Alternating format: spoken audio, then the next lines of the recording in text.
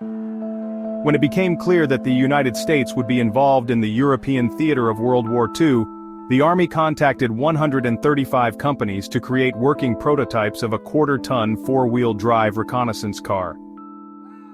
Only two companies responded, the American Bantam Car Company and Willys-Overland.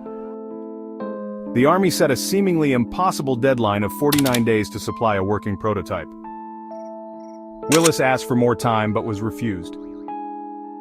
American Bantam had only a small staff with nobody to draft the vehicle plans, so Chief Engineer Harold Christ hired Carl Probst, a talented freelance designer from Detroit.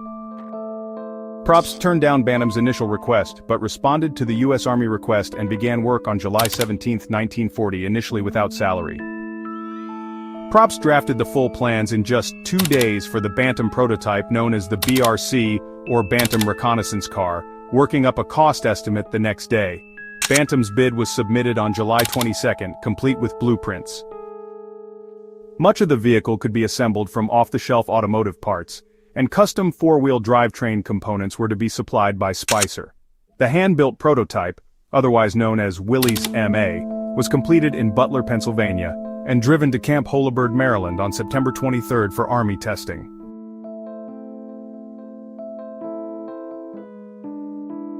The Willys MA met all the Army's criteria except engine torque. It featured a gear shift on the steering column, low side body cutouts, 2 circular instrument clusters on the dashboard, and a handbrake on the left side of the driver. In order to meet the Army's 2,160-pound weight requirement, Bantam shortened nuts and bolts and lightened the panels. The Army thought that the Bantam company lacked the production capacity to manufacture and deliver the required number of vehicles, so it supplied the Bantam design to Willys and Ford and encouraged them to enhance the design. The resulting Ford Pygmy and Willys Quad prototypes looked very similar to the Bantam BRC prototype, and Spicer supplied very similar four-wheel drivetrain components to all 3 manufacturers.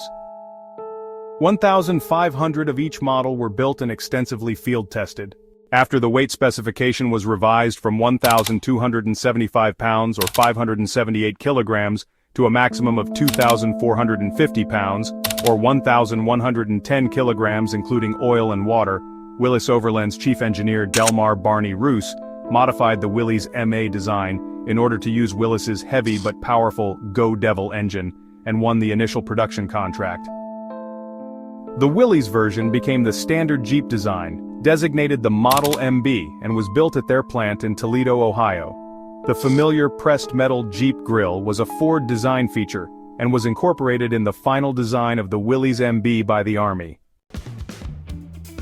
Because the U.S. War Department required a large number of vehicles in a short time, Willys-Overland granted the U.S. government a non-exclusive license to allow another company to manufacture vehicles using Willys' specifications. The Army chose Ford as a second supplier, building Jeeps to the Willys design. Willys MBs were used by every service of the U.S. military and was nicknamed Jeep, which was a military slang for new recruits or vehicles. An average of 145 cars were supplied to every Army infantry regiment, and a large number of them were provided to the U.S. allies, including Britain and the Soviet Union. With its spirit forged by the fire of combat and honed in the heat of battle, the Willys MB seared its way into the hearts of warriors fighting for freedom. The tough, simple, Jeep-registered trademark Brand 4X4 became the GI's best friend, second only to his rifle. The reconnaissance car did everything. It went everywhere, was as faithful as a dog, as strong as a mule, and as agile as a goat. It constantly carried twice what it was designed for and still kept going. The MB started a revolution in the use of small military motor vehicles in the U.S. Army. Horses along with motorcycles, solo and sidecar were rendered obsolete almost immediately. The all-purpose MB was amazingly versatile. They could be fitted with .30 or .50 caliber machine guns for combat. They were also widely modified for long-range desert patrol, snow plowing, telephone cable laying, sawmilling, as firefighting pumpers, field ambulances, tractors, and with suitable wheels would even run on railway tracks. MBs could also be loaded into transport aircraft for rapid deployment, and were also small enough to fit into the large gliders used in the D-Day invasion of Europe. Over the course of the war, customized field kits were developed for winter and desert conditions, deep water fording and other combat needs. The Willys MB was so good, no wonder one of them received an honorable Purple Heart for its service. After the war, surplus Willys MB wound up at auctions throughout the United States. Most veterans were offered first go at the lightweight car for pennies on the dollar.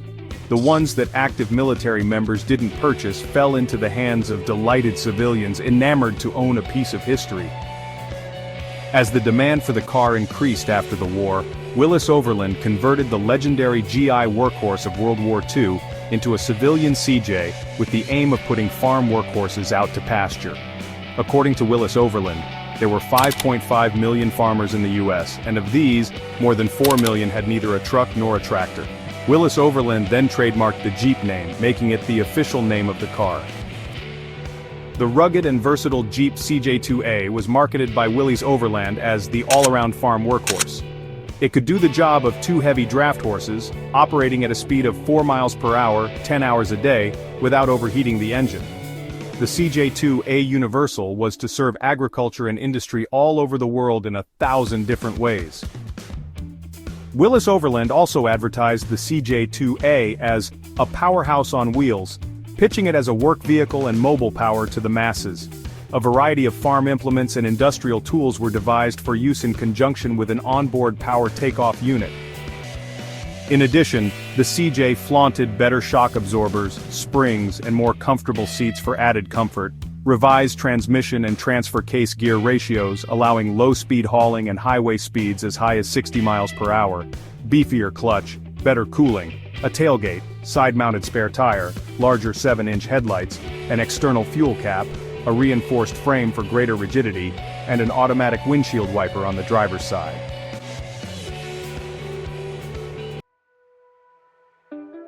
The Jeep Willys MB transition from active warfare to civilian use influenced future models with its emphasis on utility, all-terrain capabilities, and practicality.